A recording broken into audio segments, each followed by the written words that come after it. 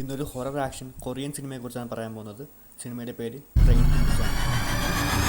സുവാൻ എന്ന് പറയുന്ന പെൺകുട്ടിയും പിന്നെ അവളുടെ അച്ഛനുമാണ് സിനിമയിലെ പ്രധാന കഥാപാത്രങ്ങൾ. നമ്മുടെ ഡോങ്ലി അണ്ണനും സിനിമയിലുണ്ട്. സിനിമയുടെ കഥ തുടങ്ങുന്നത് ബുസാനിലേക്ക് പോകുന്ന ഒരു ട്രെയിനിൽ വെച്ചാണ്. ആ ട്രെയിനിൽ 15ഓളം അപ്പാർട്ട്മെൻറ്റുകളുണ്ട്. എല്ലാ അപ്പാർട്ട്മെൻറ്റുകളിലും നിറച്ചും ആൾക്കാരുമുണ്ട്. അങ്ങനെയിരിക്കെ ആ ട്രെയിനിൽ വിഷബാധയേറ്റ ഒരു പെൺകുട്ടി കയറുന്നു. അവൾക്ക് എന്ത് പറ്റിയെന്ന് ആർക്കും കണ്ടുപിടിക്കാൻ സാധിച്ചില്ല. കുറച്ചു സമയം കഴിഞ്ഞപ്പോൾ അവൾക്കെന്തോ മാറ്റം സംഭവിക്കുന്നു. ശരീരം മൊത്തം ഒരു സോംബിയെ പോലെ ആകുന്നു. അവൾ അവിടെയുള്ള ആൾക്കാരെ മുഴുവൻ ആക്രമിക്കുന്നു.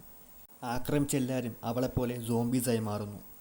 അങ്ങനെ ആ ട്രെയിനിൻ്റെ പകുതിയോളം സോംബീസിനെ കൊണ്ട് നിറയുന്നു. അവരുടെ ആക്രമണം കിട്ടാതിരിക്കാൻ സുവാനും അച്ഛനും ഓടി ഒളിക്കുന്നു. സിനിമയുടെ ഫസ്റ്റ് ഹാഫിൽ നമ്മുടെ ഡോങ്ലി അണ്ണനും സോംബീസും തമ്മിലുള്ള ഫൈറ്റും കാര്യങ്ങളൊക്കെ ഉണ്ട്. അവരെ സഹായിക്കാൻ എത്തിയ മിലിറ്ററിക്കാർക്കും ഇൻഫെക്ഷൻ പറ്റിയിരുന്നു. സിനിമയുടെ അവസാനം 2 പേര് മാത്രമാണ് സർവൈവ് ചെയ്യുന്നത്.